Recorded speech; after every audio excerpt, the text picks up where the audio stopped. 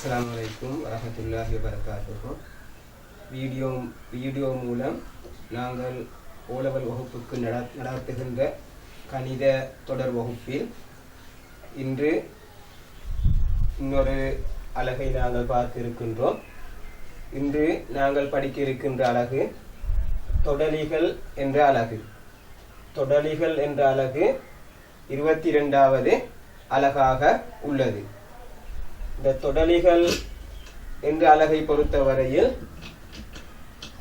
பிரதானமாக 3 தேற்றங்கள் காணப்படுது. இந்த 3 தேற்றங்களும் இந்த 3 தேற்றங்களோட பிரயோகங்களும் இந்த 3 தேற்றங்களையும் பயன்படுத்தி நாங்கள் செய்கின்ற நிறுவல் கணக்குகளும் இந்த அலகில் காணப்படும். இந்த அலகிலும் வலிமையாக ஃபைனல் எக்ஸாம்ல உங்களுக்கு வினாக்கள் வரும். ஆகவே மாணவர்கள் பூரணமான புள்ளிகளை பெற்றுக்கொள்வதற்கு இந்த அலகை நல்ல முறையில் விலங்கெடுக்க வேண்டும். தொடலிகள் என்ற அலகிலே முதலாவது மாணவர்களுக்கு தெரிய வேண்டிய விடயம், ஒரு வட்டத்திட தொடலி எவ்வாறு காணப்படும், ஒரு வட்டத்தின் தொடலி எவ்வாறு காணப்படும் என்பதை நாங்கள் ஒன்றில காட்டிக்கிறோம். தொடலி என்று சொல்றது ஒரு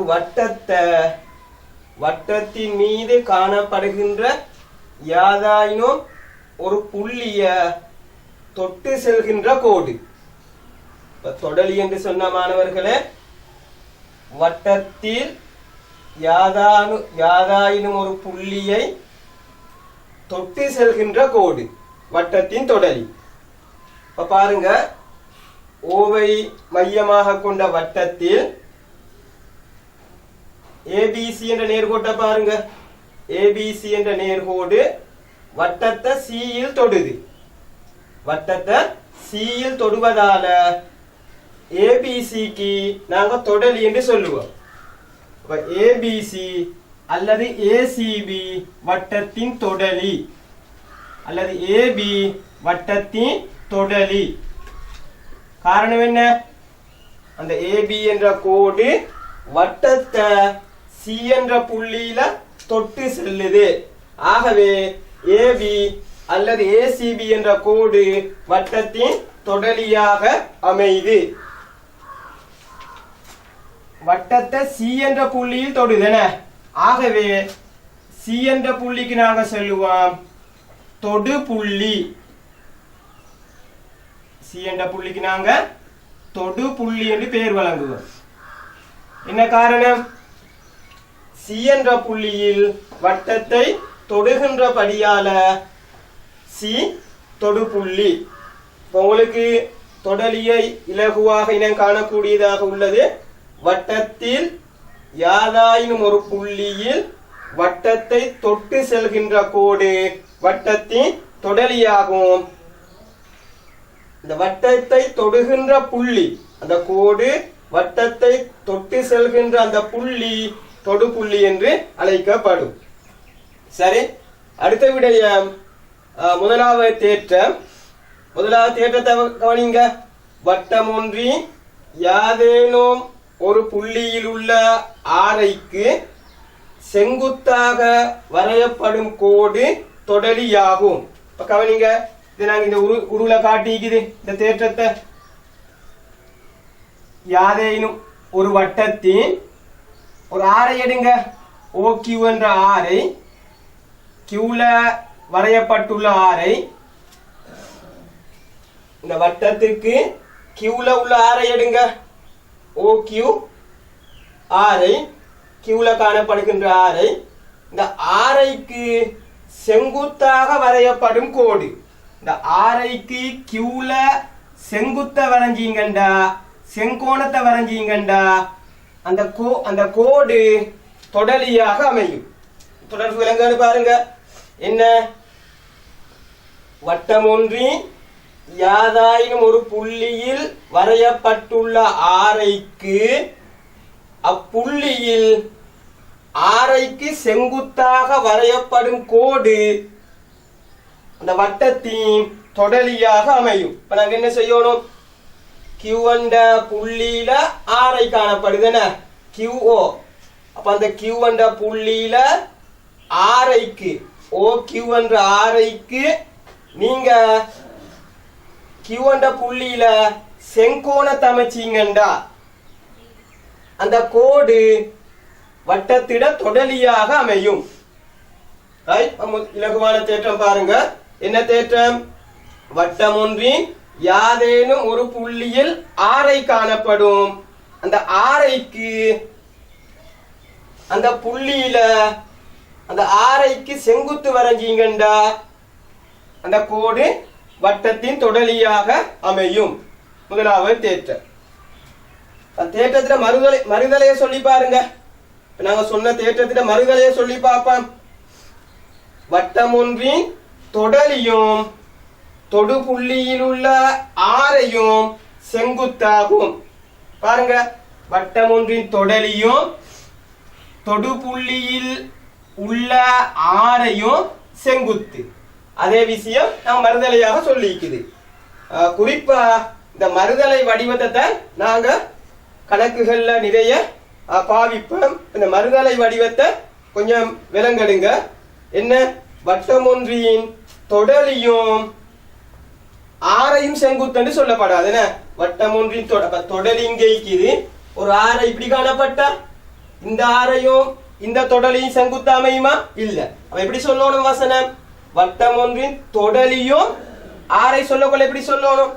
தொடு புள்ளியில் உள்ள ஆரையும். என்ன? வட்டம் ஒன்றின் தொடலியும் ஆரையும் செங்குத்தண்டா இப்படி ஒரு ஆரை காணப்படும். இது தொடலி.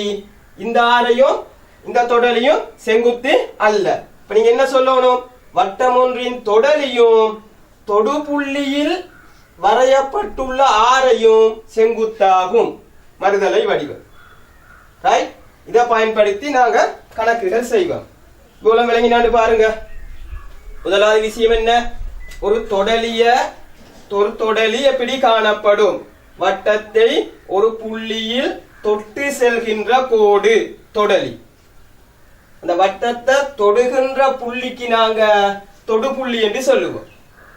ரைட்? அப்ப தொடலி தேற்றம் என்ன? முதலாவது தொடலி தேற்றம், வட்டம் ஒன்றின் யாதேனும் ஒரு புள்ளியில் உள்ள ஆரைக்கு செங்குத்து கோடு வரைஞ்சீங்கண்டா அதுதான் தொடலியாக அமைய போகுது. அது முதலாவது தேற்றம். மறுதலை வடிவம்,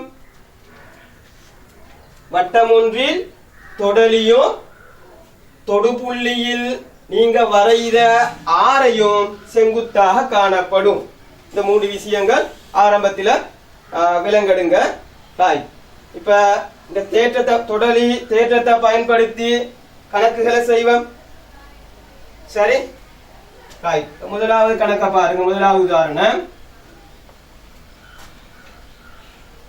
தொடலிய தீர்மானிங்க. சிபிடி தொடலி. என்ன? சிபிடி தொடலி. பிக்கு என்ன பேர்? தொடு புள்ளி. வட்டத்தை தொடுகின்ற புள்ளி பி. என்ன? சிபிடி தொடலி, பி தொடு புள்ளி. ரைட்? அப்ப தொடு புள்ளியில என்ன வரையப்பட்டிருக்குது? ஆரை வரையப்பட்டிருக்குது. ஏ மையம். அப்ப ஏபிக்கு என்ன பேர்? தொடு புள்ளியில் உள்ள ஆரை. செங்கோணத்தை தீர்மானிங்க. தொடலி தேற்றத்தின்படி கோணம் ஏபிடி செங்கோணம். முதலாவது செங்கோணத்தை தீர்மானிங்க. தொடலி தேற்றப்படி கோணம் ஏபிடி செங்கோணம் 90 பாக. காரணம் தொடலியும் தொடு புள்ளியில் உள்ள ஆரையும் செங்குத்து. மறுதலை தேற்றம். ரைட்? அதன்படி கோணம் ஏபிடி செங்கோணம். இலகுவாக உங்களுக்கு எக்ஸா காணக்கூடியதாயிருக்குது. முக்கோணிட 3 கோணங்களையும் கூட்டுங்க. 90 சக எக்ஸ் சக 35 சமன் 180 பாகை. முக்கோணில காணப்படுகின்ற 3 அகக்கோணங்களினதும் கூட்டுத்தொகை. எக்ஸ கண்டுபிடிங்க. எக்ஸ் சமன் 180 பாகையில இருந்து எவ்வளவு கழிக்க வேண்டி வருது? 125 கழிக்க வேண்டி வருது. ரைட்? இப்ப எக்ஸ் சமன் 55 பாகை.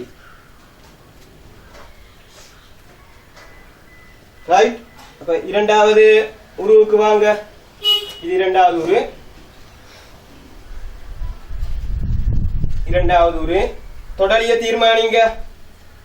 ஏபிபி தொடலி. தொடுபுள்ளிய கண்டுபிடிங்க. பி தொடலி வட்டத்தை தொடுகின்ற புள்ளி பி தொடுபுள்ளி. தொடுபுள்ளியில் உள்ள ஆரைய பாருங்க. பிஓ தொடுபுள்ளியில் வரையப்பட்டுள்ள ஆரை. செங்கோணத்தை தீர்மானிங்க.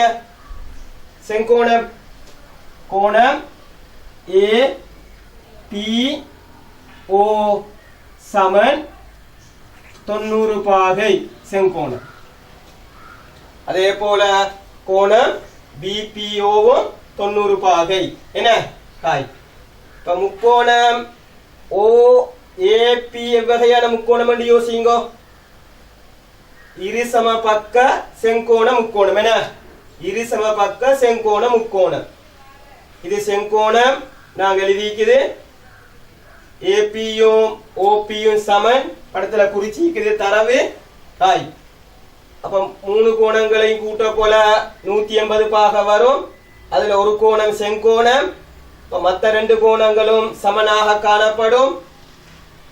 சமனான பக்கங்களுக்கு எதிரே உள்ள கோணங்கள் சமன் என்றபடியால இந்த கோணமும் சமனாக காணப்படும். இந்த 2 கோணங்களையும் கூட்டினா 90 வரணும். ஒவ்வொன்றும் எவ்வளோ இதுல காண வேண்டியது?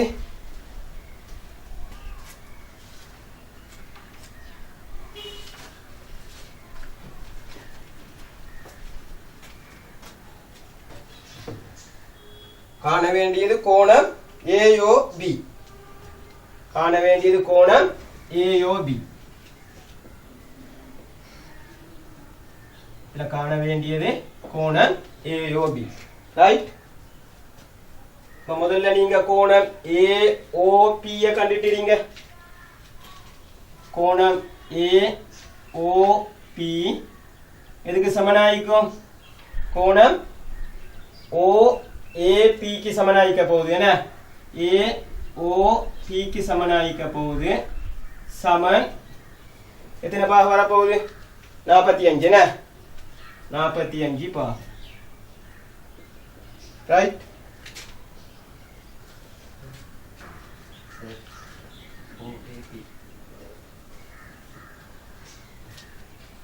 முதலாவது AOP என இந்த கோணம். அடுத்தது OAP என OAP. ரைட்? 45 பாகை. சரி. ரைட். இப்ப நீங்க முக்கோணம் பெரிய முக்கோணம் எடுங்க. முக்கோணம் AOP. முக்கோணம் AOP அல்லது முக்கோணம் எது BPO எடுக்கலாம். என்ன? முக்கோணம் BPO.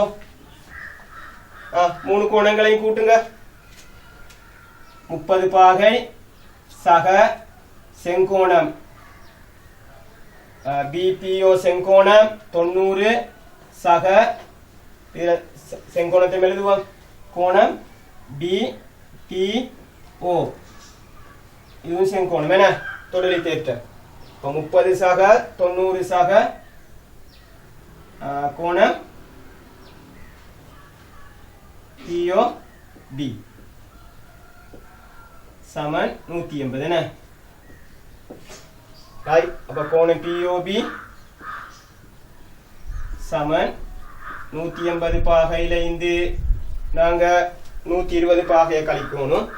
120 பாகை. ஆகவே POB 60 பாகை. நீ கேள்விக்கு வாங்கோ. AOB சமன் கோணம் AOB பெருமானம் காணணும். நாங்க AOP யையும் 45. என்ன? POB யையும் கூட்டணும். 45 சக 60. 45 சக 60 விட 105 பாகை. என்ன? இப்ப முக்கிய தொடலி தேற்றம் நீங்க யோசிக்க வேண்டிய பகுதி தொடலியும் தொடுபுள்ளியில் அமைந்துள்ள ஆரையும் செங்குத்து என்ற விஷயம் இந்த கணக்குல முக்கியமானது.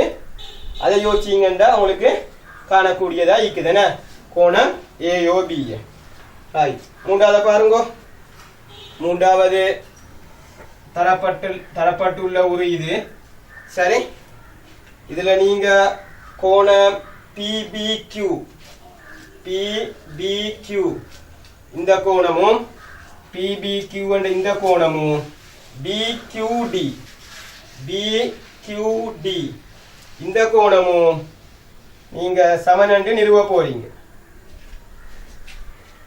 படத்துல காட்டப்பட்டிருக்கிற இந்த ரெண்டு கோணமும் சமன் என்று நிறுவ போறீங்க. தொடலி தேற்றத்தை பயன்படுத்துங்க, மறுதலை தேற்றத்தை பயன்படுத்துங்க. செங்கோணத்தை தீர்மானிங்க. முதல்ல தொடலிய பாருங்க.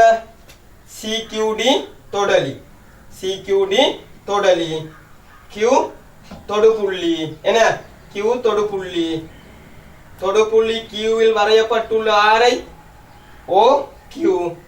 ஆகவே செங்கோணத்தை தீர்மானிங்க. ஓ கியூ டி செங்கோணம், ஓ கியூ டி செங்கோணம், ஓ கியூ டி 90 பாகை. காரணம் பிராக்கெட்ல காரணம் என்ன எழுதுவீங்க? தொடலி தொடுபுள்ளியில் உள்ள ஆரைக்கு செங்குத்து. இரண்டாவது தொடலியை யோசிங்க. ஏபிபியும் வட்டத்திட தொடலி, பி தொடுபுள்ளி, தொடுபுள்ளியில் வரையப்பட்டுள்ள ஆரை பியோ என்ன. அப்ப கவனிக்க வேண்டிய விஷயம் பிக்யூ விட்டம், பிக்யூ விட்டம் என்னதை யோசிக்கோங்க. சரி, அப்ப செங்கோணத்தை தீர்மானிங்க. தொடலி தேற்றப்படி கோணம் பி பி ஓ செங்கோணம் என்ன 90 பாகை.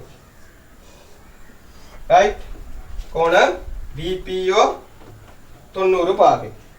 அதே போல கோணம் ஓகியூடி 90 பாகை தொடலி தேற்றம். சரி, ரைட். இப்ப நான் யோசிப்பேன், இது நிறுவ வேண்டியது, இது நிறுவ வேண்டியது, இது நிறுவ வேண்டியது. ரைட், சரி. இப்ப நீங்க முக்கோணம் பி பி கியூ எடுத்தீங்கண்டா, முக்கோணம் பி பி கியூவை யோசிச்சீங்கண்டா அதுல ஒரு கோணம் செங்கோணம் என்ன. எந்த கோணம்? கோணம் பி பி ஓ செங்கோணம் நாங்க எழுதிக்குது. எந்த முக்கோணி எடுக்கிற நாங்க? பி பி ஓ என்ற முக்கோணி எடுத்தீங்கண்டா கோணம் பி பி கியூ செங்கோணம் எழுதிக்குது. மீதி ரெண்டு கோணங்களையும் கூட்டினீங்கண்டா 180 பாகை. மீதி ரெண்டு கோணங்களையும் கூட்டினீங்கண்டா 90 பாகை. அப்ப முக்கோணம் முக்கோணம் BPQ எடுத்து சமன்பாடு எழுதுங்க.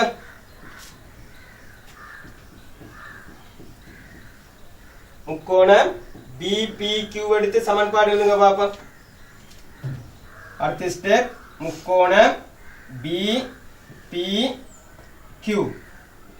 சமன்பாடு எழுதுங்க. மூணு கோணங்களையும் கூட்டுங்க. ஒரு கோணம் 90 பாகை. எது? கோணம் BPO 90 பாகை. சக மீதி ரெண்டு கோணங்களையும் கூட்டுங்க. ஒன்று PBQ. என்ன? முக்கோணியிட மூணாவது கோணத்தை பாருங்க. சக OQD அல்லது PQD. PQD சமன் 180 பாகை. ஆகவே 90 பாகைய வலது பக்கம் எடுங்க. கோணம் PBQ சக கோணம் PQD சமன் சக 90 வலது பக்கம் வந்தா சய 90 என்ன? அப்ப 90. ரைட்? 90 கழிக்கப்படும் என்ன? சரி. தொடலி தேற்றத்தை சொல்லுங்க. தொடலி தேற்றம். தொடலியும் தொடுபுள்ளியில் காணப்படுகின்ற ஆரையும் செங்குத்து. அப்ப கோணம் OQD செங்கோணம் என எழுதிக்குது. கோணம் OQD சமன் 90 பாகை தொடலி தொடுபுள்ளியில் உள்ள ஆரைக்கு செங்குத்து. இந்த கோணம் OQD இரண்டு கோணங்களாக உடைச்சு எழுதுங்க பாப்போம். கோணம் OQD இரண்டு கோணங்களோட கூட்டுத்தொகையாக எழுதுங்க பாப்போம். கோணம் OQD எந்த ரெண்டு கோணங்கள் காணப்படுது? OQB யும் BQD யும் காணப்படுதுன. ஹாய், இப்போ நீங்க OQD என்ற இந்த பெரிய கோணத்தை இரண்டு கோணங்களின் கூட்டுத்தொகையாக எழுதுங்க. ஒன்று என்ன? OQB. அது வேற எப்படியும் எழுதலும். OQB வேற எப்படியும் எழுதலும். PQB. சரி,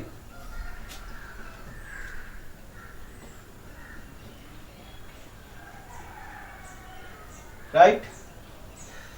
அப்படி ரெண்டு கோணங்களாக உடைச்சு எழுதினீங்கன்னா PQB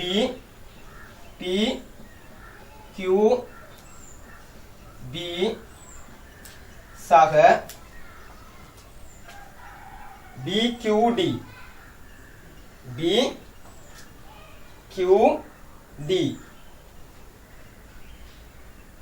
BQD சமன் 90 பாகை.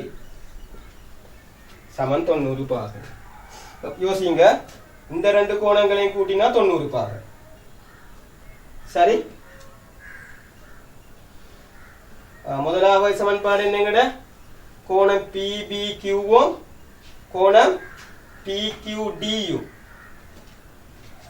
PQD இல்லைன்னா என்ன வரும்? PQB தானே. முக்கோணிட மூணு கோணங்களையும் கூட்டுங்களே. முக்கோணிட மூன்று கோணம் என்ன? ஒன்று 90. இது அடுத்த கோணம் PBQ. அது சரி. அடுத்தது PQB. நான் D என்று போட்டிக்கிறேன். இப்ப PBQ சக PQB என்ன? PQB சமன் 90. ரைட். இப்ப இந்த ரெண்டு கோணங்களையும் கூட்டினா 90 பாகை. இந்த ரெண்டு கோணங்களையும் கூட்டினா 90 பாகை. அப்ப என்ன எழுதணும் எங்களுக்கு? இந்த சமன்பாடு 1 வைப்பேன். இந்த சமன்பாடு 2 வைப்பேன். இப்போ 1,2 இருந்து என்ன எழுதலும்? 1,2 இருந்து கோணம் PBQ சக கோணம் PQB சமன் சொல்லுங்க பாப்பா. கோணம் PQB சக கோணம் BQD. சரியான பாருங்க எழுதினது. கோணம் PBQ சக கோணம் PQB சமன் கோணம் PQB சக கோணம் BQD. என்ன? அப்ப இரண்டு பக்கங்களிலும் சமனான கோணங்களை சமனான கணியங்களை வெட்டுங்க. இப்ப PQB வெட்டுப்படும். என்ன? இப்ப மீதி என்ன? கோணம் PBQ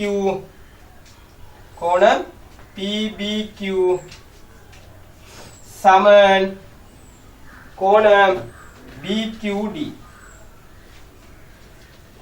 கோணம் BQD இப்படி வந்திருக்கான்னு பாருங்க. இலகுவாக செய்யக்கூடிய இருக்குது. முதலாவது விஷயம் என்ன? இந்த நிறுவலை பொறுத்த வரையில முதலாவது விஷயம் செங்கோணங்களை தீர்மானிங்க. தொடலி தேற்றத்தின்படி செங்கோணத்தை தீர்மானிங்க. OQD செங்கோணம் முதலாவது எழுதிக்குது. நாங்க OPB அல்லது BPO செங்கோணம் இரண்டாவதா எழுதிக்குது. முதல்ல செங்கோணத்தை தீர்மானிச்சேன் நாங்க தொடலி தேற்றப்படி. ரைட். தொடலியும் தொடுப்புள்ளியில் உள்ள ஆரையும் செங்குத்து. பிறகு நாங்க என்ன யோசிக்கிற முக்கோணம் BPQ எடுங்க. முக்கோணி BPQல 3 கோணங்களையும் கூட்டுங்க. முக்கோணிட 3 கோணங்களையும் கூட்டினா 180 பாக. அதுல கோணம் BPO செங்கோணம் என்ன ஏற்கனவே. ஆகவே ஒரு கோணம் செங்கோணம். இப்ப மீதி 2 கோணங்களையும் கூட்டும் போது 90 பாக வருது. சக 90 இங்க வந்தா கழிச்சு படும் என்ன. இப்ப 90 பாக வருது. அது முதலாவது சமன்பாடா வைங்க. இப்ப நீங்க என்ன சொல்லிக்கிறீங்க கோணம் OQD 90 பாகைன்னு கண்டுபிடிச்சிக்கிறீங்க தொடரி தேற்றம் என்ன ஹாய். இப்ப கோணம் OQD 2 கோணங்களோட கூட்டுத்தொகையாக எழுதுங்க. கோணம் OQD ல எந்த 2 கோணங்கள் காணப்படுது PQB யும் BQD யும் காணப்படுது 90 பாகை என்ன ரைட். இப்ப முதலாவது சமன்பாட்டில காணப்படுகின்ற 2 கோணங்களையும் கூட்டும் போது 90 பாக. இரண்டாவது சமன்பாட்டில காணப்படுகின்ற 2 கோணங்களையும் கூட்டும் போது 90 பாக என்ன. அப்ப முதலாவது சமன்பாட்டில இருக்கிற 2 கோணங்களை கூட்டுவதும் இரண்டாவது சமன்பாட்டில இருக்கிற 2 கோணங்களை கூட்டுவதும் சமன் என்ன ரைட்.